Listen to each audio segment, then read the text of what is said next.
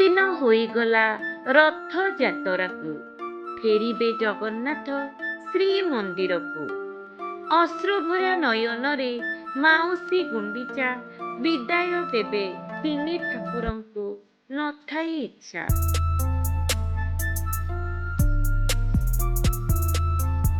आषाढ़ मास शुक्ल दशमी तिथि को बाहुड़ा दशमी बोली कुहाଯାଏ। एही दिन महाप्रभु श्री जगन्नाथ श्री बलभद्र और देवी सुभद्रा गुंडीचा मंदिर श्रीक्षेत्र रत्न सिंहासन को विजे करथांती।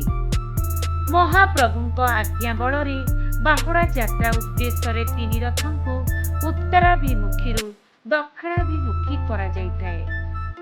एही समय रे रथारूढ़ त्रिमूर्ति को दर्शन कले मनुष्य मुक्ति लाभ करिथाए बोली कुहाଯାଏ। बाहुड़ा यात्रा बा बाहुड़ा दशमी रे श्री जगन्नाथ नंदी घोषरे श्री नौर पाखरे पहुंचती। तापरे लक्ष्मी तांको पाछोटी नहीं थांती। सेठारे लक्ष्मी नारायणकर भेट होइथाए। गुंडीचा मंदिर रे 7 दिन रहिबा परे आषाढ़ मास शुक्ल पक्ष दशमी दिन राति न पाहुण जगन्नाथ भाई बलभद्र और भौणी सुभद्रा सहित सज होइथांती। आगरू रथ गुड़िक बसणी फुलहार चमर आदि रे मंडली होइथाए। आगरे बलभद्र तापरे सुभद्रा और सुदर्शन एवं जगन्नाथ धीरे धीरे चलती। दईतापति मानक गहन रे प्रभु मंडप ठारू झुली झुली और विश्राम करी रथ उपरे विजे होइथांती।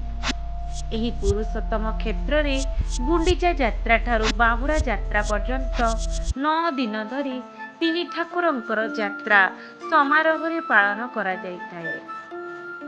शेषरे आसिबे जगतर नाथ बड़ देउलकु।